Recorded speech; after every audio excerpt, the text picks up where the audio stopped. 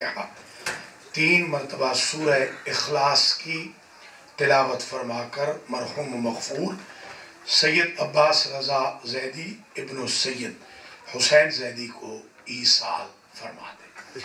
بسم اللہ الرحمن الرحیم، الحمدللہ رب العالمین، الرحمن الرحیم، مالک یوم الدین، إياك نعبد وإياك نستعين، اهدنا الصراط المستقيم، صراط الذين أنعمت عليهم غير المغضوب عليهم ولا الضالين.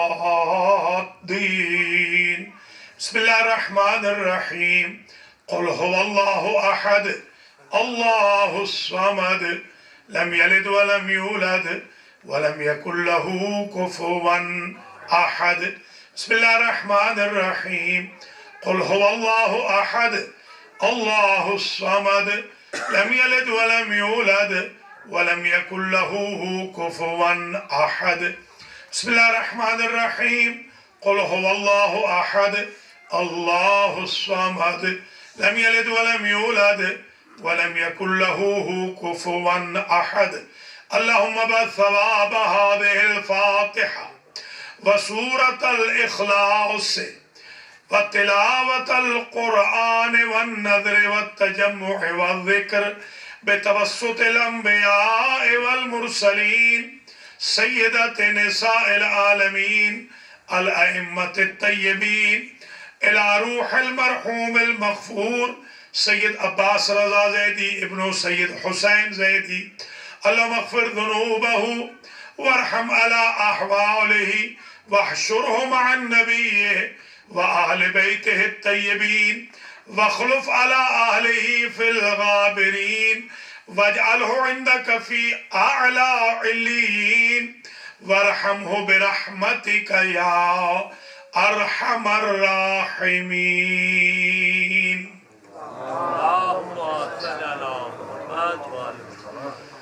أعوذ بالله من الشيطان الرجيم، بسم الله الرحمن الرحيم.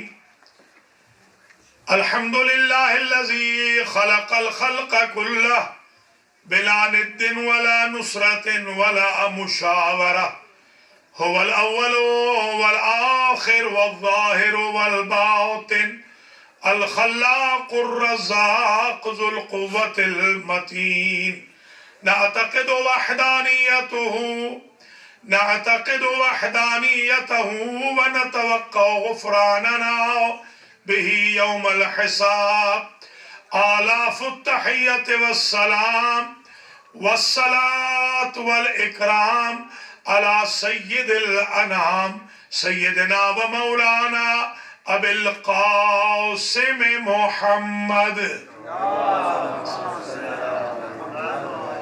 ثم الصلاة والسلام على أهل بيته الطيبين الطاهرين المعصومين المنتجبين الذين ذهب الله عنهم الرجس وطهرهم تطهيرا.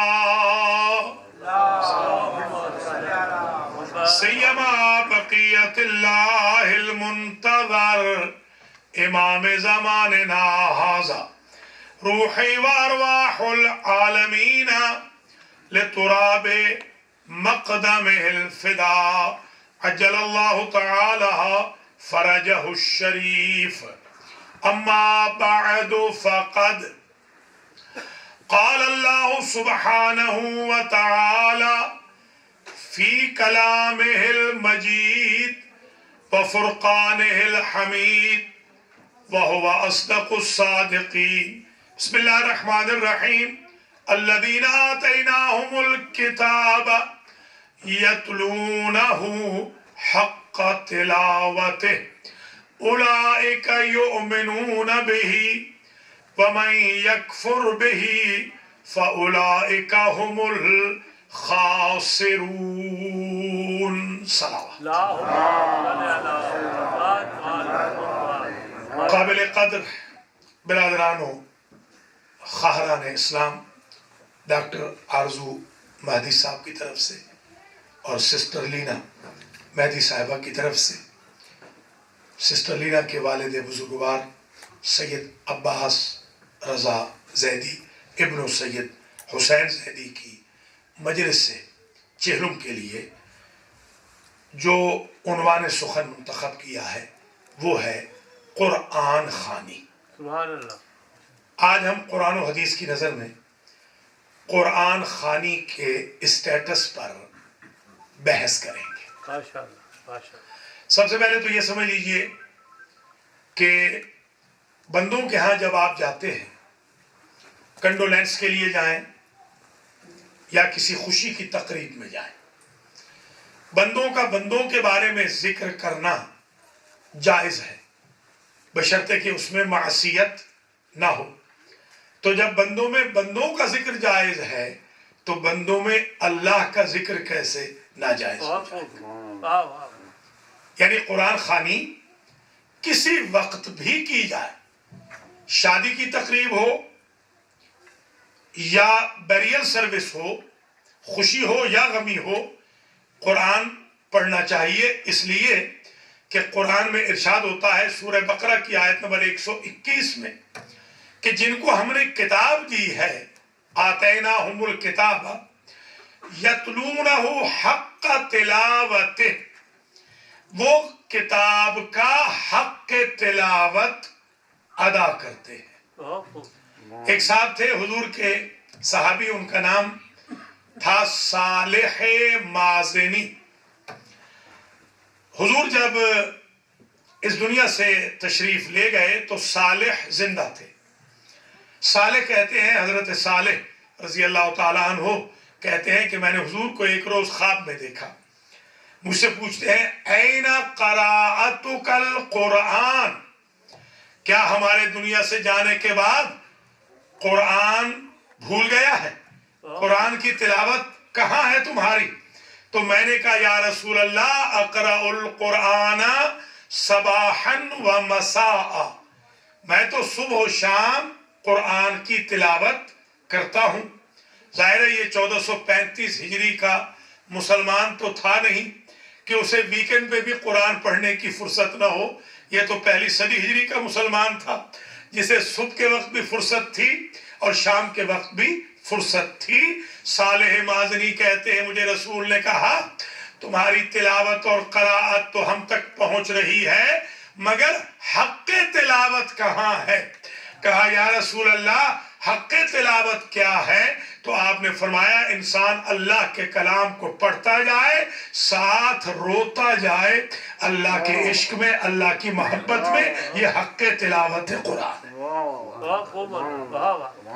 پھر حضور اکرم صلی اللہ علیہ وآلہ وسلم نے فرمایا من شاء ان یحدث ربہ فلیقرأ القرآن، جو چاہتا ہے کہ اپنے رب سے گفتگو کا آغاز کرے کہ اللہ بھی اس سے بولے تو اسے چاہیے کہ وہ قرآن پڑھنا شروع کر دے۔ ادھر انسان قرآن پڑھنا شروع کرتا ہے، ادھر جواب میں رب بولنے لگ جاتا ہے۔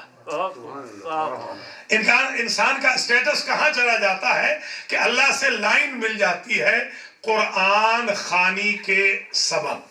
ایک صاحب جن کا نام تاریخ نے سلمان فارسی رضوان اللہ تعالی علیہ لکھا ہے، یہ سلمان فارسی بڑے مقدس صحابی رسول تھے۔ صحابہ کرام میں ان کا مقام سب سے ممتاز تھا، حتیٰ کہ حضور نے ان کو کامل الایمان فرمایا۔ حضور نے فرمایا اگر ایمان کا کوئی اور درجہ بھی ہوتا تو وہ سلمان کے علاوہ کسی کو نصیب نہ ہوتا، یعنی 10 درجوں پہ فائز ہیں سلمان فارسی۔ اگر ان کے مرشد مولا علی کل ایمان ہے تو یہ کامل الایمان ہے۔ ذرا ان کی فضیلت آپ سمجھ لیں۔ ایک مرتبہ کسی صاحب نے پریجوڈسم کی وجہ سے، تعصب کی وجہ سے کہا فارسی ادھر آؤ۔ حضور نے ارشاد فرمایا کہ جب سے یہ میرے دربار میں ہے اب اسے فارسی نہ کہا کرو، اب ہم نے اسے محمدی بنا دیا۔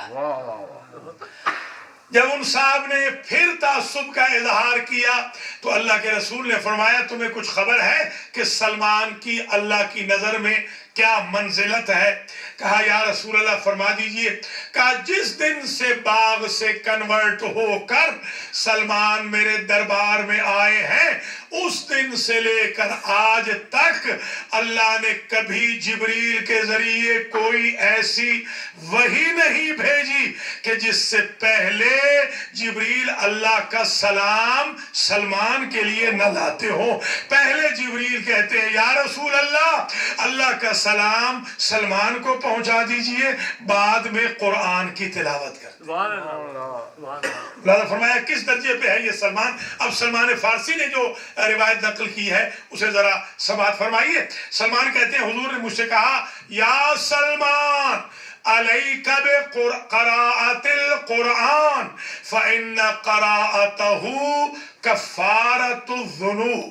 اے سلمان تم پہ لازم ہے ہماری طرف سے کہ تم ہمیشہ قرآن کی تلاوت کرتے رہا کرو، اس لیے کہ سلمان جیسے جیسے انسان قرآن پڑھتا جاتا ہے وہ پڑھا ہوا قرآن گناہوں کا کفارہ بنتا جاتا ہے، سارے گناہ نیکیوں میں بدل جاتے ہیں اگر انسان قرآن کی تلاوت کرتا ہے۔ سبحان اللہ، سبحان اللہ۔ تو قرآن مجید کی تلاوت اتنی اہم ہے۔ البتہ قرآن نے خود بیان کیا، ہمارے ہاں آج کل بچے ہم سے پوچھتے ہیں، کل بھی ایک ٹی وی کا پروگرام میں کر رہا تھا تو ایک بچی نے پوچھا کہ اگر ہم قرآن نہ پڑھے ہوئے ہوں تو کیا انگلش میں قرآن چل جائے گا؟ تو میں نے بچی سے یہ کہا کہ انگلش میں ممانعت کوئی نہیں، مگر انگلش میں اتنا نہ پڑھیں کہ ترکوں کی طرح نماز بھی ترکی میں ہو جائے، اتنا بہرحال قرآن پڑھنا چاہیے، اس لیے کہ نبی کریم صلی اللہ علیہ وآلہ وسلم فرماتے ہیں خیارکم من تعلم القرآن وعلمہ، میری امت کے بہترین مسلمان وہ ہیں کہ جو قرآن پڑھیں بھی اور قرآن پڑھائیں بھی۔ حتیٰ کہ حضور اکرم نے ایک بڑی طویل حدیث ہے، اس کے صرف 3 جملے سن لیجئے۔ حضور نے ارشاد فرمایا کہ وہ جماعت، وہ گروپ، وہ گروہ جو قرآن پڑھا رہے ہوں ان کے لیے اللہ سبحانہ و تعالی 3 زبردست چیزیں عنایت فرماتا ہے۔ ایک تو یہ نزلت علیہم الرحمت، ان پر اللہ رحمت کا نزول کرتا ہے۔ دوسرا حفتہم الملائکۃ، فرشتے اس سارے اجتماع کو لپیٹ میں لے لیتے ہیں، سیکیورٹی گارڈ بن جاتے ہیں جہاں قرآن پڑھا جا رہا ہو۔ اور تیسری چیز حضور نے فرمایا تُضِیءُ لِأَهْلِ السَّمَاءِ كَمَا تُضِیءُ النُّجُومُ لِأَهْلِ الْأَرْضِ، وہ گھر جن میں تلاوت قرآن ہوتی ہے اہل آسمان کے لیے ایسے ہی چمکتے ہیں جیسے زمین والوں کے لیے ستارے چمکتے ہیں۔ فرشتے پوچھتے ہیں اللہ سے بارے الہا تو نے ستارے آسمانوں میں بنائے تھے یا زمین پر ٹمٹماتے ہوئے ستارے کیا ہیں؟ تو اللہ فرماتا ہے یہ میرے بندے قرآن کی تلاوت کر رہے ہیں۔ حضور نے فرمایا نوروا بیوتکم بتلاوت القرآن ولا تجعلوها قبورا کما فعلت الیہود والنصارى، اے میرے مسلمانوں، میرے کلمہ گو، تم اپنے گھروں کو انلائٹن کرو، منور کر دو تلاوت قرآن سے، اور اپنے گھروں کا اسٹیٹس قبرستان کا نہ بنانا جیسے یہود و نصارہ نے کر دیا کہ صلو فی البیع والکنائس وترکوا بیوتہم، کہ انہوں نے عبادت کو سیٹرڈے اور سنڈے میں محدود کر دیا ہے، سیناگاگز میں اور چرچز میں، ٹیمپلز میں، اور گھروں کو انہوں نے تلاوت تورات و انجیل سے خالی کر دیا۔ اللہ کے نبی نبی فرماتے ہیں وہ گھر کہ جن میں تلاوت قرآن نہیں ہوتی وہ قبرستان ہے، وہ زندوں کے گھر نہیں۔ مطلب یہ ہے وہ لوگ مر جاتے ہیں جن کے گھروں میں تلاوت قرآن نہیں ہوتی۔ لہذا گھروں کے اندر ہمیشہ تلاوت قرآن کا جذبہ رکھنا چاہیے۔ یہاں پر میں یہ بھی عرض کر دوں کیونکہ ہم عموماً سیلفش واقع ہوئے ہیں، بزنس مینٹیلٹی ہے ہماری، ہم یہ بھی کہتے ہیں کہ اگر ہم تلاوت کریں گے تو ہمیں فائدہ کیا ہوگا۔ مثلا ایک حدیث شریف سن لیجیے، حضور نے فرمایا اگر کوئی شخص بغیر وضو کے چلتے پھرتے تلاوت قرآن کرے، ٹچ نہ کرے قرآن کو، تو ایک حرف کے بدلے میں اللہ ایک نیکی کا ثواب درج کرے گا، اور اگر وضو کر کے قرآن کی تلاوت کرے تو ہر حرف کے بدلے میں 10 نیکیاں لکھی جائیں گی، اور اگر کوئی شخص نماز میں قرآن کو پڑھے تو ہر حرف کے بدلے میں 100 نیکیاں درج ہوں گی۔ جیسے بسم اللہ الرحمن الرحیم، اس کے 19 حرف ہیں، اگر کوئی شخص بغیر وضو کے بسم اللہ پڑھتا رہے تو ہر پڑھائی پر، ہر ریسیٹیشن پر اسے 19 نیکیاں ملیں گی، اور اگر وہ وضو کے ساتھ پڑھ لے بسم اللہ کو 110 نیکیاں اس کے نامہ اعمال میں لکھی جائیں گی، اور اگر نماز میں بسم اللہ کو پڑھ لے تو 1900 نیکیاں لکھی جائیں گی، صرف بسم اللہ الرحمن الرحیم کے پڑھنے کی وجہ سے۔ ایک صاحب نے سوال کیا اگر کوئی قراءت بڑھاتا جائے تو کیا اللہ ثواب میں اضافہ کرتا جائے گا؟ نبی کریم نے فرمایا سائل تم نے خدا کو غریب سمجھا ہے، تم تلاوت قرآن میں کمی نہ کرو، اللہ اپنے خزانوں سے رحمتیں دینے میں کمی نہیں۔ آج کی تقریر سے میں یہ چاہ رہا ہوں میرے تمام شیعہ سنی مسلمان بھائی بہنیں جو آج مرحوم و مغفور سید عباس رضا زیدی کی رسم چہلم کی قرآن خوانی اور مجلس میں آئے ہیں، کم از کم آج کے بعد سب کی رغبت قرآن کی طرف زیادہ ہو جائے، سب قرآن کو پڑھنا شروع کریں، قرآن کو سننا شروع کریں۔ القاری والمستمع سوا، حضور نے تو یہاں تک کہا اگر تم پڑھ نہیں سکتے ہو تو دوسرے سے سن لو۔ آپ اگر سفر کر رہے ہیں سی ڈیز لگا دیں، آج کل تو آپ USB میں پورا قرآن آ جاتا ہے۔ آج ٹیکنالوجی اتنی تیز ہو چکی ہے کہ ہر لمحے پر پورے ٹیلی فون کے اندر لمحے لمحے پہ آپ کو قرآن کی ہر آیت، ہر سورت مل جائے گی، آپ چلتے بھی جائیں قرآن بھی سنتے جائیں۔ اللہ کی ذات نے آسانیاں پیدا کر دی ہیں۔ حضور نے فرمایا جتنا ثواب پڑھنے والے کا ہوگا اتنا ہی ثواب غور سے سننے والے کا ہوگا، بشرطے کہ توجہ سے قرآن کو سنا جائے۔ اب قرآن مجید کی تلاوت، قرآن مجید کی قراءت اتنی امپورٹنٹ ہے۔ حضور نے یہ ایک حدیث ارشاد فرمائی، پھر حضور نے یہ بھی ارشاد فرمایا اگر تم چاہتے ہو کہ تمہارے اوپر رزق کی بارش ہو جائے تو تلاوت قرآن کرو۔ ایک چھوٹا سا بچہ جب حضور کی خدمت میں آیا، اس نے دامن پکڑ کے کہا یا رسول اللہ، چھوٹا سا بچہ مدینہ میں کہتا ہے کوئی نصیحت فرمائے، تو آپ نے فرمایا یا بنیا لا تغفل من قراءت القرآن، اے بیٹے میں آپ کو نصیحت یہ کرتا ہوں کہ قرآن کی تلاوت سے غفلت نہ کرنا، ہمیشہ قرآن کی تلاوت کرتے رہنا۔ حضور فرماتے تھے جب قیامت کا دن ہوگا تو ایک شخص کو لایا جائے گا جس کے سر پہ تاج کرامت پہنایا جائے گا اور اس کا چہرہ 14ویں کے چاند کی طرح چمک رہا ہوگا، فرشتے جو نور سے بنے ہیں وہ غبطہ کر رہے ہوں گے، رش کر رہے ہوں گے، اور اہل محشر سوال کریں گے یہ جسے نورانی منبر پہ بٹھایا گیا ہے اور اس کے سر کے اوپر تاج کرامت رکھا گیا ہے اور اس کا چہرہ درخشاں ہے، بار الہا یہ کون ہے؟ تو فرشتے اللہ کے بہاف پہ جواب دیں گے کہ اس نے اپنے بیٹے یا بیٹی کے لیے ختم قرآن کا اہتمام کیا تھا۔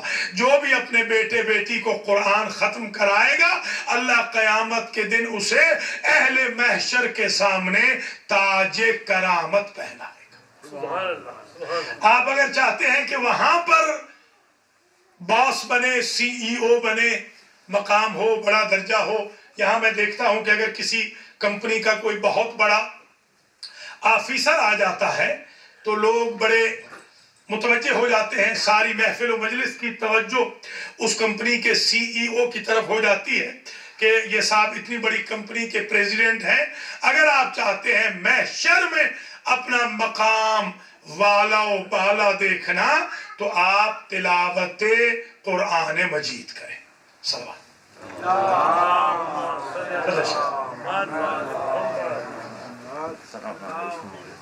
اترخص کیف اہل بیت۔ تو ہماری گفتگو آج قرآن خوانی پر ہو رہی ہے۔ ہم یہ چاہتے ہیں کہ قرآن خوانی کا کنسپٹ آج واضح کر دیں تاکہ ہمارے ہاں قرآن خوانی کی رسم ہو، قرآن خوانی میں لوگ شرکت کریں۔ میں یہ بھی دیکھتا ہوں اکثر لوگ جب قرآن خوانی ہوتی ہے تو باہر کھڑے رہتے ہیں کہ قرآن خوانی ختم ہو جائے تو پھر ہم اندر شامل ہو جائیں گے۔ ختم قرآن کے وقت وہ باہر کھڑے رہتے ہیں۔ مثال کے طور پر ایسے نہیں کرنا چاہیے، ختم قرآن میں شرکت کرنی چاہیے، اس لیے کہ احادیث میں آیا ہے کہ ختم قرآن میں صرف بشر ہی شریک نہیں ہوتے، اللہ اپنے فرشتوں کو بھیجتا ہے جو فرشتے ختم قرآن میں شریک ہوتے ہیں۔ مثلا حضور پاک نے ارشاد فرمایا اگر کوئی سورہ یاسین کی تلاوت کرے، ابھی جو آپ نے تلاوت سماعت فرمائی، اگر کوئی سورہ یاسین کی تلاوت کرے، اللہ اس بندے کے لیے 1000 فرشتہ تلاوت کے سبب پیدا کرتا ہے۔ وہ فرشتہ زندگی میں اس کی حفاظت کرتا ہے اور جب یہ پڑھنے والا مر جاتا ہے تو اس کی قبر پر پہرے دار بن کے کھڑا رہتا ہے۔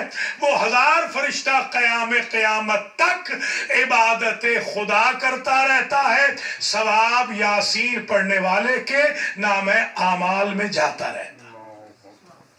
صرف ایک مرتبہ اگر کوئی سورہ یاسین کو پڑھ لے، جب محشر کا میدان ہوگا تو سورہ یاسین جس نے پڑھی ہوگی وہ 1000 فرشتہ اس قاری یاسین کو باقاعدہ سہارا دے کر جنت کے دروازے تک لے جائے گا۔ اگر ایک مرتبہ کوئی سورہ یاسین پڑھ لے، حضور نے تو یہاں تک ارشاد فرمایا اگر 3 مرتبہ کوئی سورہ یاسین پڑھ لے اور رات کو سونے سے پہلے 1 مرتبہ سورۃ الواقعہ پڑھ لے تو اس کے لیے رزق کی بارش ہو جاتی ہے۔ رزق کی بابت وہ بندہ کبھی پریشان نہیں ہوگا۔ احادیث میں نے یہ بھی دیکھا ہے، میں نے ایک کتاب بھی لکھی ہے ثواب القرآن پہ، بہت بڑی کتاب ہے، وہاں سے ایک جملہ میں آپ کی خدمت میں عرض کر رہا ہوں۔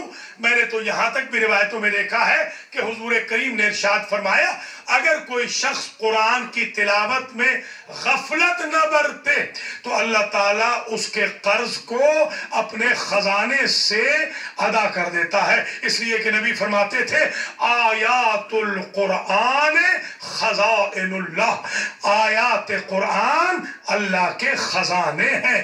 جیسے جیسے آیتیں کھلتی کھلتی جائیں گی ویسے خزانوں کے منہ کھلتے جائیں گے۔ آپ قرآن پڑھتے جائیے، اللہ تعالیٰ قرض ادا فرماتا جائے۔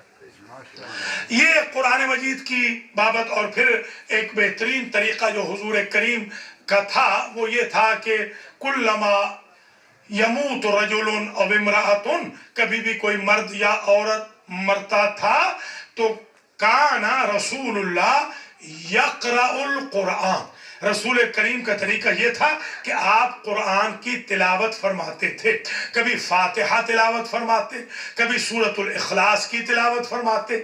جب حضور فاتحہ تلاوت فرما رہے تھے تو کسی نے پوچھا ما ثواب الفاتحہ یا رسول اللہ، فاتحہ کا ثواب کیا ہے؟ تو آپ نے فرمایا من قرأ فاتحۃ الکتاب کأنما قرأ ثلثی القرآن، جس نے ایک مرتبہ سورۃ الفاتحہ کو پڑھ لیا گویا اس نے 2/3 قرآن کو پڑھ لیا. سورہ اخلاص پڑھ رہے تھے تو کسی نے پوچھا ما ثواب قراءۃ الاخلاص یا رسول اللہ، فرمایا من قرأ سورۃ الاخلاص مرتن کأنما قرأ ثلث القرآن، جس نے ایک مرتبہ سورہ اخلاص کی تلاوت کی گویا اس نے 1/3 قرآن کو پڑھ لیا. اگر آپ سورہ فاتحہ ایک مرتبہ پڑھ لیں اور اخلاص کو 1 مرتبہ پڑھ لیں تو پورے ختم قرآن کا ثواب آپ کے مرحوم کے نامہ اعمال میں چلا جاتا ہے. پرانے زمانے میں رسم تھی، آج تو یہ رسم ختم ہوتی جا رہی ہے. وہ یہ تھی کہ جب ہم کھانے کے لیے بیٹھتے تھے تو مائیں کہتی تھی کہ پہلے اپنے اپنے مرحومین کا فاتحہ پڑھ لو اور بعد میں کھانے کو شروع کرنا. اگر ہم 3 وقت یہی کام شروع کر دیں کہ 3 وقت ایک فاتحہ ایک اخلاص، 3 بھی رہنے دیجئے، تو کم از کم ہر روز ہمارے مرحومین کو 3 ختم قرآن ایک شخص سے پہنچ جائیں گے. اللہ تعالیٰ کی رحمت بہانے ڈھونڈ رہی ہے. اللہ فرماتا ہے کہ میں کوانٹٹی پر زیادہ یقین نہیں رکھتا، نیت صاف ہو تو کوالٹی پر یقین رکھتا ہوں. ایک لمحے کے بعد بھی میں ختم قرآن کا ثواب دے دوں گا بشرطے کہ نیک نیتی سے اپنے مرحومین کے لیے فاتحہ پڑھو. سبحان اللہ، بہت خوب. تو آپ نے مولانا فرمایا آپ زندگی کا یہ وتیرہ بنا لیں، روٹین بنا لیں، کوئی آپ کو روک تو نہیں رہا. آپ ریستوران میں بیٹھے ہیں، گھر میں بیٹھے ہیں، دعوت میں بیٹھے ہیں، انفرادی طور پہ کھانا کھا رہے ہیں، آپ روٹین بنا لیں اذکروا موتاکم بالخیر. حضور کا یہ طریقہ تھا، وہ فرماتے تھے اپنے اپنے مرحومین کو خیر سے یاد رکھو. خیر سے مراد قالو خیرہ، قرآن خود خیر ہے. اور ان ذکر الخیر کنتم اصلہ، اور اصل خیر محمد و آل محمد ہیں. گویا آپ ڈیلی بیسس پر قرآن بھی اپنے مرحومین کے لیے پڑھتے رہیں اور حضور پاک اور ان کے پاک خاندان کا بھی ذکر کرتے رہیں. حضور کی حدیث کی تأسی اور پیروی بھی ہوتی رہے گی اور آپ کے مرحومین تک یہ ذخیرہ اور بحر ذخار بھی پہنچتا رہے. حتیٰ کہ زاد المعاد میں علامہ مجلسی رحمت اللہ علیہ نے تو یہاں تک لکھا کہ جب شب جمعہ ہوتی ہے تو اللہ مرحومین کو باقاعدہ گھروں میں ان کی ارواح کو آنے کی اجازت دیتا ہے. 40 آباء و اجداد، 40 پشتوں تک آباء و اجداد اور رشتہ دار ارواح ان کی گھروں میں آتی ہیں اور وہ دیکھتے ہیں اگر شب جمعہ میں ان کے گھروں میں یا مساجد میں ان کا حصہ ہو تو وہ آئندہ بھی آتے ہیں، اور اگر ان کا حصہ ختم ہو جائے تو پھر بارگاہ رب العزت میں وہ یہ درخواست کرتے ہیں کہ ہمیں برزخ میں ہی رکھ بار الہا، ہمیں گھر نہ بھیج، اس لیے کہ ہمارے ورثاء کو ہم فراموش ہو گئے ہیں. اپنے اپنے مرحومین کو کبھی فراموش نہ کریں، بلکہ نبی کریم نے تو یہاں تک فرمایا کہ مردہ ماں باپ کا بھی اتنا ہی حق ہے جتنا زندہ ماں باپ کا حق ہے، صرف ان کی روح ٹرانسفر ہو گئی ہے. آج بھی اگر آپ انہیں کوئی چیز بھیجیں گے ان کو باقاعدہ پتہ چلتا ہے.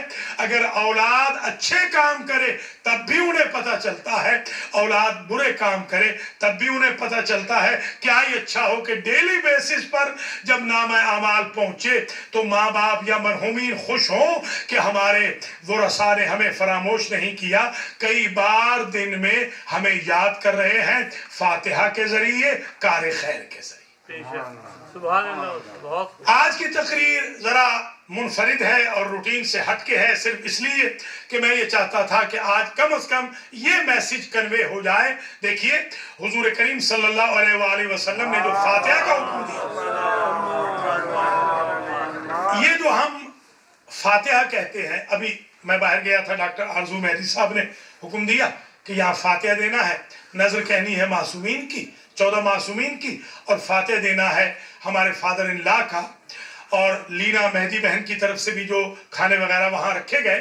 یاد رکھیے یہ کھانوں سے مرحوم کا کوئی تعلق نہیں ہوتا، کھائیں گے ہم، ثواب جائے گا ان کو، جیسے پڑھیں گے قرآن ہم، ثواب ہمیں بھی ہوگا ان کو بھی جائے گا۔ یہ جو کھانوں پہ ارواح یا فاتحہ ہے، یہ ہم نے شروع نہیں کیا، یہ اللہ کے حبیب نے شروع کیا ہے۔ اللہ کے حبیب کی روٹین یہ تھی کہ جب بھی کوئی فوت ہو جاتا تو اس گھر والے باقاعدہ کھانے کا اہتمام کرتے تھے برادران و خواہران اسلامی کے لیے، اور حضور پاک باقاعدہ وہاں پر فاتحہ دلاتے تھے۔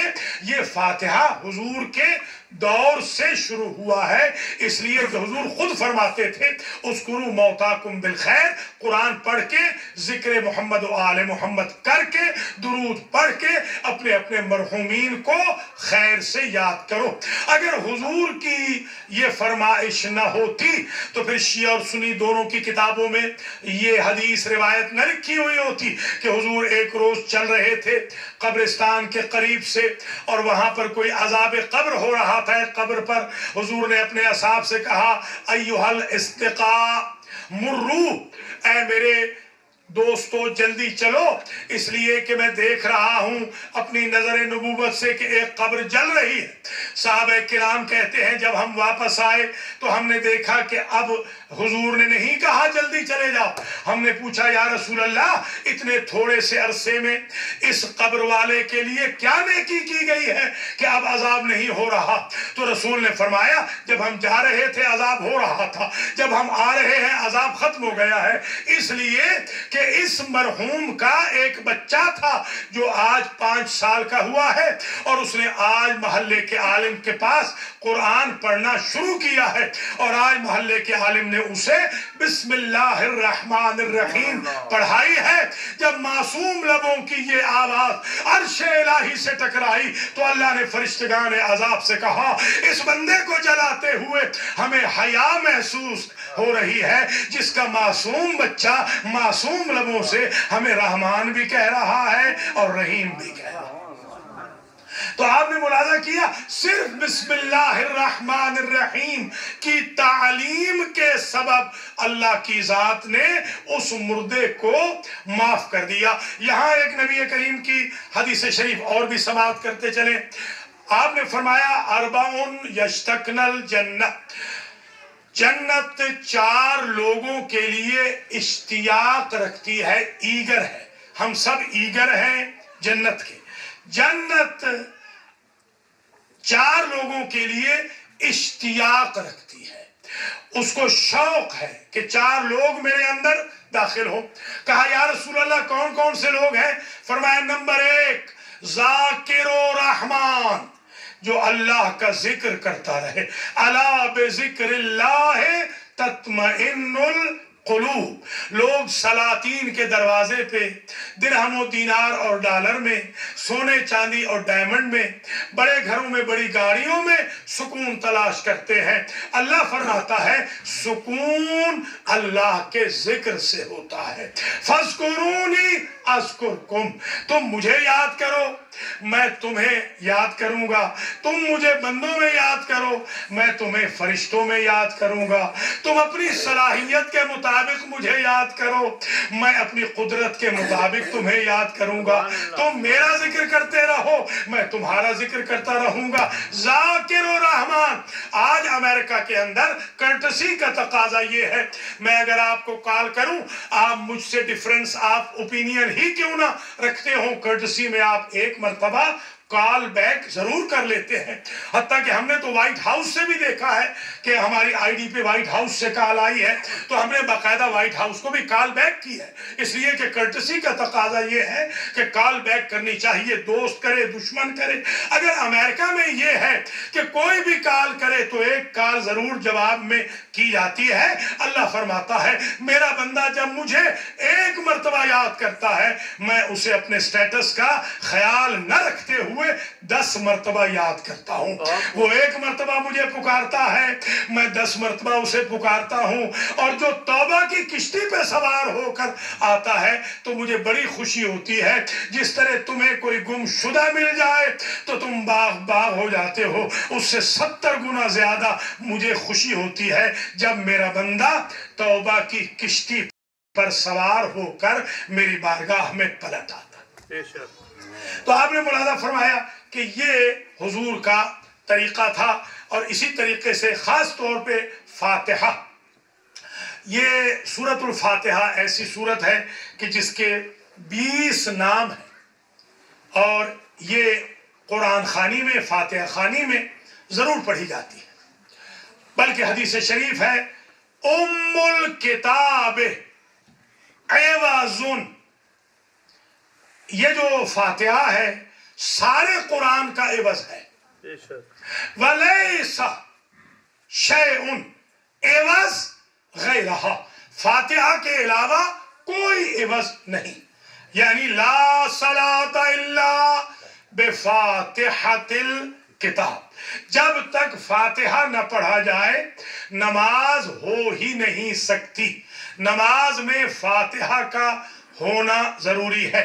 لقد آتیناک سبعا من المثانی والقرآن العظیم، اے میرے حبیب تحقیق ہم نے آپ کو 7 آیتوں والا سورہ ریپیٹ کر کے دیا ہے، 2 مرتبہ دیا ہے. یہ واحد سورہ ہے جو مکے میں بھی نازل ہوا ہے اور مدینے میں بھی نازل ہوا ہے.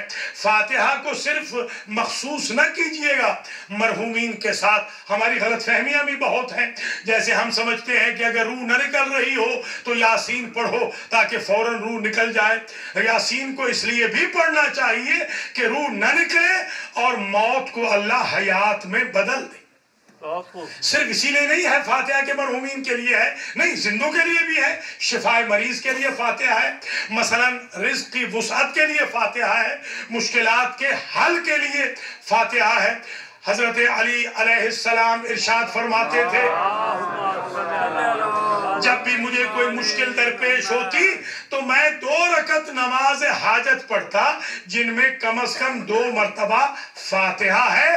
فرماتے تھے میں نے پوری زندگی میں کبھی سلام نہیں پھیرا کہ سلام سے پہلے اللہ نے میری مشکل کو حل نہ کر دیا ہو، میری حاجت کو پورا نہ کر دیا.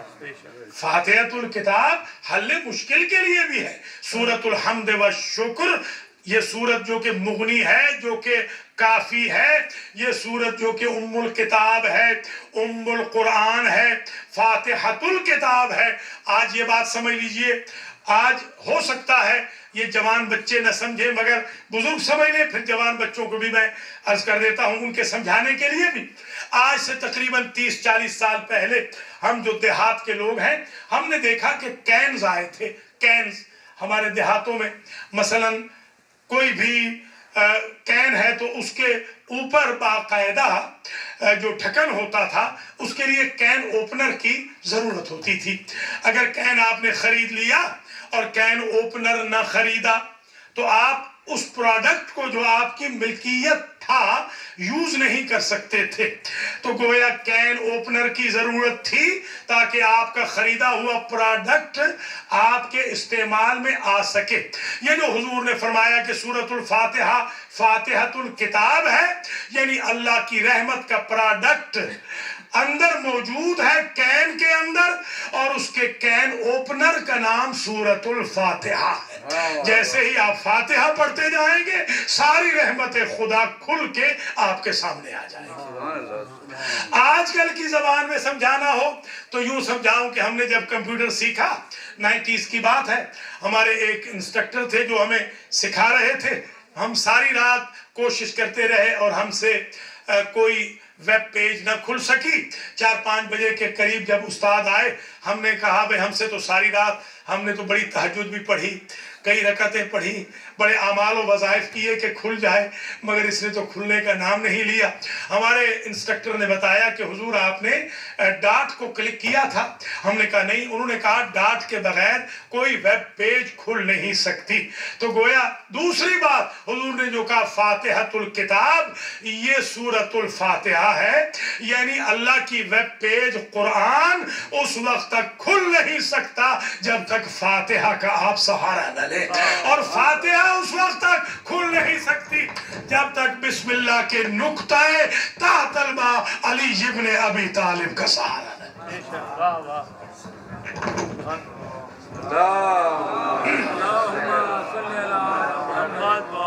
بس تقریر آخری مراحل میں جا رہی ہے. آج کی حد تک ہم نے یہ کوشش کی کہ یتلونہ حق تلاوتہ. ایک بات اور سمجھ لیجئے آج کے اس سیشن میں, آج کی اس مجلس میں, اور وہ یہ ہے کہ پورے قرآن میں لفظ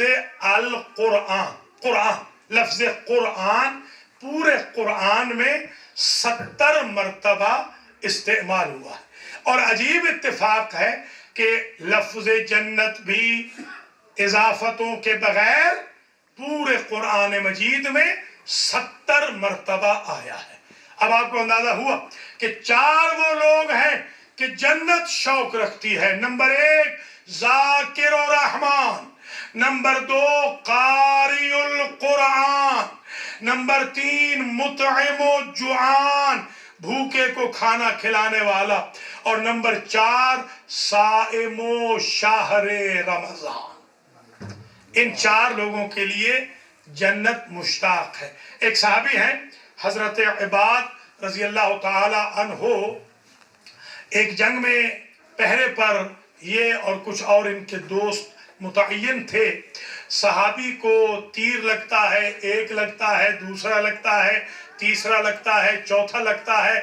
آخر عجیب ہے کہ آخری تیر لگتا ہے تو وہ صحابی گر جاتا ہے. تو پوچھنے والا دوسرا صحابی کہتا ہے کہ اس سے پہلے تم نے گفتگو کیوں نہیں کی؟ تو انہوں نے کہا اس سے پہلے میں قرآن کی تلاوت کر رہا تھا, میں نے مناسب نہیں سمجھا کہ تیر لگنے کی وجہ سے قرآن کی تلاوت کو ترک کر. یہ عشق تھا پہلی صدی ہجری میں نبی کریم کے اصحاب کا. اور حضرت علی علیہ السلام نے تو فرمایا اللہ اللہ فی القرآن, میں تمہیں 2 مرتبہ اللہ کا واسطہ دیتا ہوں کہ قرآن کو ترک نہ کرنا, قرآن کو چھوڑ نہ دینا. ہمارے ائمہ اطہار علیہم السلام ایک مہینے میں 40 ختم قرآن کیا کرتے تھے.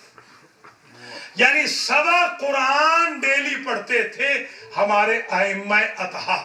ہم جب شب عاشور کے واقعات دیکھتے ہیں تو ہمیں دشمن بھی یہ لکھتا ہوا نظر آتا ہے کہ فوج یزید کے خیمے میں اگر رقص و سرود کی آوازیں آ رہی تھی تو خیام حسینی میں تلاوت قرآن کی صدائیں بلند تھی اور ذکر الہی کے ہمیں بلند. ہمیں چاہیے کہ ہم اپنی زندگی کا شعار قرآن کو بنا لیں. ایک اور واقعہ سن لیجئے اور آہستہ آہستہ آپ کی زحمتوں کو تمام کروں. شام میں ہمارے ایک دوست حجت الاسلام مولانا سید ساجد تقوی, یہ بھیڑا بھلوال پاکستان سرگودا سے ان کا تعلق ہے. یہ رہتے تھے, ان کو 8 نمبر کی اینک لگ گئی تھی. بہت مشکل سے قریب والے بندے کو دیکھتے تھے. ایک روز میں وہاں پہنچا تو میں نے عجب دیکھا کہ بغیر اینک کے دور سے مجھے پہچان لیا. میں نے پوچھا کہ مولانا محترم آج بغیر اینک کے دور سے کیسے پہچان لیا؟ تو کہنے لگے میں نے قسم کھائی تھی, نذر کی تھی کہ میں بسم اللہ سے لے کر والناس تک تجزیہ و ترکیب کروں گا قرآن مجید کی, تفسیر صرفی و نحوی و منطقی رقم کروں گا تاکہ طلبہ کو فائدہ ہو، پتہ چلے فاعل کیا ہے، مفعول کیا ہے، مبتدا کیا ہے، خبر کیا ہے، یہاں پر پیش کیوں ہے، یہاں پر زیر کیوں ہے، یہاں پہ زبر کیوں ہے۔ تو اس تفسیر ترکیبی کو جس دن میں نے ختم کیا، جیسے ہی میں نے والناس کی سین پہ ختم کیا تو اللہ کی ذات نے قرآن کی تفسیر کی برکت سے میری اینک اتار دی ہے۔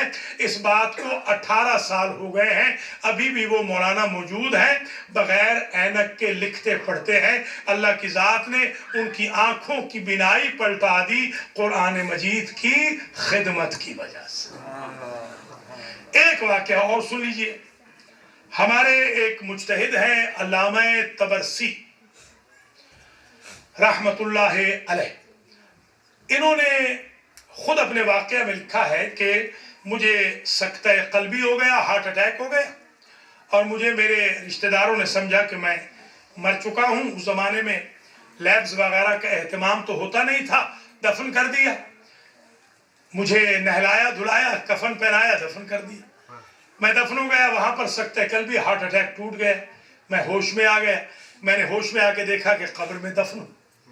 تو کہتے ہیں میں نے وہاں نظر کی کہ بار الہ اگر تو مجھے اس زندہ درگور ہونے کے اسٹیٹس سے آج نکال دے تو میں ریسٹ آف دی لائف تیرے قرآن کا خادم بن کر ایسی معرکۃ الآراء تفسیر لکھوں گا کہ جیسی آج تک لکھی نہیں گئی ہوگی۔ تو وہ فرماتے ہیں اسی دوران میں مجھے کسی نے آ کر، کوئی کفن چور جو کہ بالکل ادھر نہیں آتا تھا، وہ آیا اور اس نے قبر کھودی اور اس نے مجھے باہر نکالا۔ باہر نکل کر انہوں نے معرکۃ الآراء تفسیر مجمع البیان لکھی۔ میں اور آپ کتنی مرتبہ زندہ درگور ہونے کے اسٹیٹس سے گزرتے ہوں گے۔ اگر آج کے بعد ہم یہ عہد کر لیں کہ ریسٹ آف دی لائف کو ہم خدام القرآن کے طور پر گزاریں گے تو اللہ تعالیٰ ہزاروں مرتبہ زندہ درگور ہونے سے ہمیں محفوظ کر دے گا۔ نہ قرض کی خفت سے پریشانی ہوگی، نہ لوگوں کے ہاں بے احترامی کا خدشہ رہے گا، نہ صلہ رحمی قطع رحمی میں بدلے گی، نہ برکت بے برکتی میں بدلے گی، نہ عمر گھٹے گی، نہ ہی رزق میں کمی آئے گی، نہ ہی مشکلات درپیش ہوں گی۔ صرف قرآن کی خدمت کا عہد کر لے، قرآن خود خدمت کرتا ہے کہ اللہ کی طرف سے نواز دیتا۔ بس تقریر یہاں پر ختم ہوئی۔ اب میں آخری 5 منٹ میں جو میسج دینا چاہ رہا ہوں وہ یہ ہے کہ قرآن خوانی کے کچھ آداب بھی ہیں۔ اقرأ القرآن بإلحان العرب، حضور نے فرمایا قرآن پڑھو تو ایسے پڑھا کرو جیسے عرب پڑھتے ہیں۔ تجوید القرآن کے احکام کو باقاعدہ سیکھ کر قرآن کو پڑھو۔ اپنے مادری یا پدری لہجے میں قرآن نہ پڑھو، بلکہ قرآن کو ایسے پڑھو جیسے قرآن کو نازل کیا گیا۔ یہ ادب قرآن کا ذہن میں رکھیں، اور یہ بھی رکھیں کہ فاستعذ باللہ من الشیطان الرجیم فَإِذَا قَرَأْتَ الْقُرْآنَ، اے میرے حبیب جب آپ قرآن پڑھنے لگتے ہیں فاستعذ باللہ من الشیطان الرجیم، یہ ادب ہے قرآن کا کہ آپ اپنے رب کی پناہ میں آ جایا کریں۔ کہ شیطان کوشش کرتا ہے، جیسے کوئی قرآن پڑھنے لگتا ہے شیطان وسوسے کی کوشش کرتا ہے۔ حضور کو تو کوئی خدشہ نہیں تھا، ظاہر ہے وہ اس چیز سے تو بیانڈ تھے، ماورا تھے، مگر یہ ہمارے لیے پیغام دیا گیا کہ جب بھی قرآن کو پڑھو اعوذ باللہ من الشیطان الرجیم پہلے پڑھو، بسم اللہ الرحمن الرحیم بعد میں پڑھو۔ یہاں تک حضور نے فرمایا اگر تم اپنے باپ کے پہلے دشمن شیطان کو تازیانے مارنا چاہتے ہو تو اللہ کے قرآن کی آیتیں پڑھو۔ شیطان خود کہتا ہے ایک ایک آیت کی تلاوت میری پشت پہ لگنے والا سنگین تازیانہ ہوتا۔ اپنے باپ کے دشمن سے بدلہ لینا ہے تو انسان یوں لے۔ جو آداب تلاوت ہیں ان میں یہ ہے کہ وضو کے ساتھ طیبوا انفاسکم بتلاوت القرآن، طیبوا انفاسکم بالصلاۃ علی محمد و آل محمد، ارشاد فرمایا حضور نے کہ طیبوا افواہکم، اپنے چہروں کو ہمیشہ خوشبودار رکھو، برش کرو، ان میں بہترین خوشبو ہو۔ کیوں؟ اس لیے فَإِنَّهَا تُورِقُ الْقُرْآنَ، اس لیے کہ تمہارے منہ قرآن کی شاہراہیں ہیں، جہاں سے قرآن نے گزرنا ہے اسے تم معطر کرو، قرآن تمہیں منور کرتا جائے گا۔ گویا یہ بھی آداب القرآن میں ہے، قرآن کو صحیح پڑھو، قرآن کو استعاذہ سے پڑھو، اور فَاسْتَمِعُوا لَهُ، قرآن یہ بھی کہتا ہے اگر تم سن رہے ہو، اذا قُرِئَ القرآن، جب قرآن پڑھا جائے تو تمہیں چاہیے کہ تم خاموش ہو جاؤ۔ فَاسْتَمِعُوا، سنو، غور سے سنو، وَأَنصِتُوا، خاموشی کے ساتھ، اور اینڈ میں کہا لَعَلَّكُمْ تُرْحَمُونَ، اسی سے تم پر رحم کیا جائے گا۔ آخری ادب آج کی حد تک ذکر کر کے آپ سے اجازت چاہتا ہوں۔ قربتاً الی اللہ، قرآن پڑھیں، قرآن کی لا تشتروا بآیاتی ثمنا قلیلا، قرآن بیچنے کے لیے نہیں ہے، قرآن خود کو راہ خدا میں بیچنے کے لیے ہے۔ قرآن پڑھیں اس لیے کہ نجات ہو، قرآن اس لیے پڑھیں کہ خاتمہ علی الخیر ہو، قرآن اس لیے پڑھیں حادثات سے حفاظت ہو، قرآن اس لیے پڑھیں کہ اولاد صالح رہے، قرآن اس لیے پڑھیں کہ محشر میں شرمندہ نہ ہو، قرآن اس لیے پڑھیں کہ نسلوں میں کوئی بے ایمان پیدا نہ ہو، قرآن اس لیے پڑھیں کہ قرآن اللہ کی طرف سے شفا بھی ہے، قرآن اللہ کی طرف سے دوا بھی ہے، قرآن اللہ کی طرف سے وہ میڈیسن ہے کہ جو فزیکل علاج بھی کرتی ہے اور اسپرچول علاج بھی کرتی ہے۔ اللہ مجھے اور آپ کو توفیق عطا فرمائے کہ ہم قرآن پڑھیں، قرآن سمجھیں۔ افلا یتدبرون القرآن، قرآن میں تدبر بھی کرنا ہے، تفکر بھی کرنا ہے، تعقل بھی کرنا ہے۔ اور ہم تو اس امام کے ماننے والے ہیں کہ جس امام نے نوک نیزہ پہ بھی قرآن کی تلاوت کو ترک نہ کیا۔ یہ میں اپنی بہنوں کے لیے بات عرض کر رہا ہوں کہ جناب زینب سلام اللہ علیہا جو اتنی حزین بی بی ہے کہ کائنات عالم و آدم میں اتنا دکھی کوئی نہیں گزرا جتنی جناب زینب ہے، مگر کوئی نہیں کہہ سکتا کہ 11ویں کی صبح میں اتنی مصیبتوں کے بعد رسول زادی نے تلاوت قرآن کو ترک کیا ہو۔ اتنی قربانیوں کے باوجود بھی صبح کا آغاز علی زادی نے تلاوت قرآن سے کیا ہے۔ اگر علی و بطول کی بہو بیٹیاں ناقوں پہ جا رہی تھی قید ہو کر تو راستے میں بھی تلاوت کو ترک نہیں کیا۔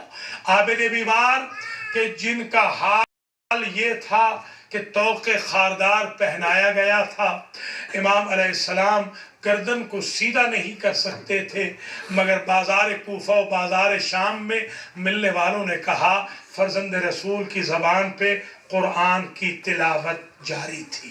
زندان شام میں کتنی صعوبتیں تھیں، نہ گرمی سے بچاؤ کا اہتمام تھا، نہ سردی سے تحفظ کا کوئی انتظام تھا، مگر علی زادیوں نے، نبی زادیوں نے وہاں بھی تلاوت قرآن کو ترک نہیں کیا، بلکہ یزید کے دربار کے اندر بھی نبی زادی نے لہجہ علوی میں جب گفتگو کی ہے تو تلاوت قرآن سے آغاز کیا ہے، آیات قرآنی کی تلاوت کی ہے۔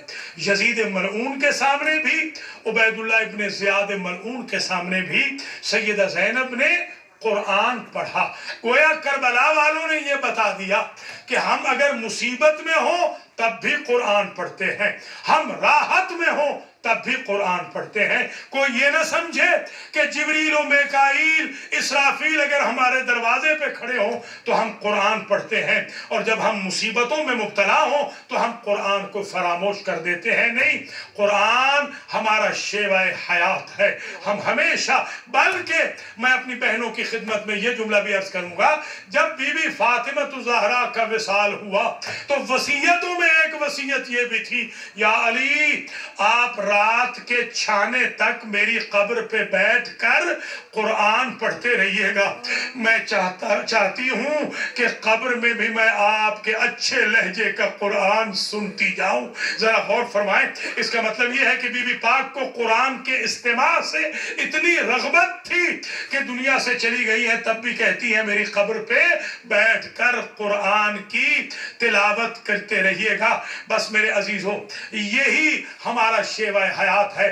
ہم یہی چاہتے ہیں ہماری زندگی میں قرآن کی حکومت ہو، احکام قرآن پر عمل کریں، تلاوت قرآن ہمارا شیوہ ہو۔ ہم اپنے بچوں بچیوں کو بھی تلاوت قرآن سکھائیں۔ ہمارے امام سے جب کسی نے پوچھا کہ آپ کے ماننے والوں کی خصوصیت کیا ہے تو فرمایا جن کے گھروں کے چراغ شام کو جلدی بجھ جاتے ہوں اور سحر میں سحر خیزی کی وجہ سے جلدی جل جاتے ہوں، وہ ہمارے چاہنے والے ہیں، اور جن کے گھروں سے قرآن کی تلاوت آتی ہے وہ ہمارے چاہنے والے ہیں۔ اور وَرَتِّلِ الْقُرْآنَ تَرْتِيلًا، قرآن کو ٹھہر ٹھہر کے پڑھو، سمجھ سمجھ کے پڑھو۔ آیت ثواب ہو تو خوشی کا اظہار کرو، آیت عذاب و عقاب ہو تو غمی کا اظہار کرو۔ یہ ہمارے انبیاء کرام، ائمہ اطہار کی کتب اور قرآن سے ماخوذ اور حدیث قدسی، حدیث نبوی، ارشادات ائمہ سے ماخوذ ایک ایسا کمپریہنسو ٹاپک تھا جو میں نے آپ کی خدمت میں عرض کر دیا۔ تقریر یہاں پر تمام ہو گئی، صرف دو جملے عرض کرنے ہیں۔ آج 40واں منایا جا رہا ہے سید عباس رضا زیدی ابن سید حسین زیدی کا، جو لینا مہدی کے والد مرحوم اور ڈاکٹر آرزو مہدی کے فادر اللہ ہیں، اور ہم اسی مجلس کا ثواب سید اختر پیامی کو بھی، رضیہ بانو کو، صفیہ رضا کو، اور ان دونوں خاندانوں کے مرحومین کو بھیجنا چاہتے ہیں۔ اللہ سب کے درجات کو متعالی کرے، اور سماحت الشیخ سمیت جتنے بھائی بہن دور نزدیک سے آئے ہیں اللہ تعالیٰ سب کو جزائے خیر دے اور سب کے مرحومین کی مغفرت ہو۔ رسم یہ ہے کہ جب بھی کبھی کنڈولینس کا موقع ہوتا ہے، خواہ وہ سوئم ہو، خواہ وہ وفات کا دن ہو، تدفین کا دن ہو، یا وہ اربعین ہو، تو لوگ آتے ہیں۔ جیسے ماشاءاللہ میں دیکھ رہا ہوں الفاطمہ اسلامک سنٹر میں دور نزدیک سے میری بہنیں اور بھائی آئے ہیں۔ یہی رسم دنیا ہے، مگر میں آپ سے یہ عرض کروں گا میرے عزیزو، شہادت حسین کے بعد کوئی نہ تھا جو سید سجاد کو آ کے پرسہ دیتا، اور سوئم کے موقع پہ کوئی نہ تھا جو عابد بیمار کی دلجوئی کرتا، اور چہلم کے موقع پہ کوئی نہ تھا جو زینب عالیہ کو آ کے پرسہ دیتا۔ پہلا چہلم جو منایا وہ بی بی نے زندہان میں منایا ہے، وہاں پر پابندیاں ہی پابندیاں تھی۔ کربلا کا رخ کر کے بی بی کہتی تھی بھیا کاش میں کربلا میں ہوتی تو میں اپنے بھیا کے چہلم دھوم سے مناتی۔ اور دوسرے چہلم پہ جب بہن آئی ہے، پشت ناقہ سے دیکھ کے بہن کا دل پسیج گیا۔ بی بی کہتی ہے میں نے تو سمجھا تھا میرے بھائی کا شہر آباد ہو چکا ہوگا، بھیا میں تو اب بھی وہی سنسانی دیکھ رہی ہوں، وہی ویرانی دیکھ رہی ہوں۔ اسی اثناء میں نظر پڑ گئی، کہا بیٹا سجاد یہ کون ہے جو ہم سے پہلے آپ کے بابا کی زیارت کو آیا ہے؟ کہا یہ جابر ہے، جابر ابن عبداللہ انصاری ہے۔ ایک مرتبہ پشت ناقہ سے علی زادی نے دعا دی، رحمک اللہ یا جابر ورحم ابویک یا جابر، اے جابر اللہ تیرے اوپر بھی رحمت نازل کرے اور تیرے ماں باپ پہ بھی رحمت نازل کرے، تو میرے غریب بھائی کے چہلم منانے آیا ہے۔ اور ادھر منظر یہ تھا کہ غسل زیارت کر کے عطیہ غلام کے ساتھ جابر جب چلنے لگا، عطیہ کہتا ہے جابر میرا آقا کبھی ایک پاؤں اٹھاتا تھا دوسرا زمین پہ رکھتا پھر دوسرا رکھتا پہلا اٹھاتا. میں نے کہا جابر اگر گرمی ہے تو جوتے پہن لیجئے. جابر نے کہا عطیہ تم کیا سمجھتے ہو میں گرمی کی وجہ سے پاؤں اٹھاتا ہوں, میں پاؤں کربلا کی زمین پہ رکھتا ہوں. میرے اندر ایک عجیب قیامت وبا ہو جاتی ہے کہ کہیں میرا پاؤں علی اصغر کے خون میں نہ آ گیا ہو, کہیں میرا پاؤں علی اکبر کے خون میں نہ آ گیا ہو. اسی اثناء میں عابد بیمار آئے. ادھر سے عطیہ غلام کو جابر کہہ رہے تھے, جابر کہتے ہیں عطیہ دعا کر یہ میرا مولا سجاد ہو میں تجھے راہ خدا میں آزاد کر دوں گا. جابر نے دیکھا عابد بیمار آئے, بغل گیر ہونا چاہا, ہاتھ پکڑ کے کہا جابر مجھے زیادہ نہ دبانا, مجھے توق پہنایا گیا, میری پشت پہ تازیانے مارے گئے. 3 دن تک مجلس و ماتم ہوا 40 کے موقع پہ, اور جب بیویاں چلنے لگی ساری بیویاں محملوں میں بیٹھ گئیں, ایک علی اصغر کی ماں نہیں بیٹھی. زینب عالیہ نے کہا بھابی کیا آپ مدینہ نہیں چلیں گی؟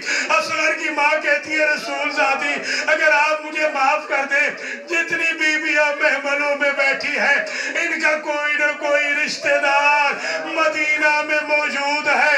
میرے سادات سے 3 ہی رشتے تھے, میرا وارث کربلا میں سو گیا, میرا اصغر یہاں ہے, میری سکینہ شام رہ گئی, میں مدینہ جا کے کیا کروں گی؟ مجھے اپنے بھیا کی قبر کی مجاور بنا دو, جب بھی کوئی زائر آئے گا ٹھنڈا پانی پلا کے کہوں گی اے زائر حسین تو پانی پی, میرا تو چوٹیوں والا ایک بوند کے لیے ترس گیا. یا محمود بحق محمد یا اعلی بحق علی یا فاطر بحق فاطمہ یا محسن بحق الحسن یا قدیم الاحسان بحق الحسین وذریت الحسین سیما بقیت اللہ المنتظر روحی وارواح العالمین لتراب مقدمه الفدا. اللهم ابعث ثواب هذه الفاتحة بتوسطهم إلى روح المرحوم المغفور والمجلس والذكر إلى روح المرحوم المغفور سيد عباس رضا زيدي ابن سيد حسين زيدي وسائر المرحومين لا سيما سيد اختر پیامی رضی بانو صفیہ رضا والمتعلقين والمتعلقات لهؤلاء الحاضرين والحاضرات. اللهم اغفر ذنوبهم وارحم على أحوالهم واحشرهم مع النبي وأهل بيته الطيبين.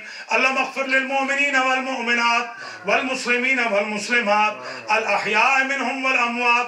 تابع اللهم بيننا وبينهم بالخيرات إنك مجيب الدعوات إنك على كل شيء قدير.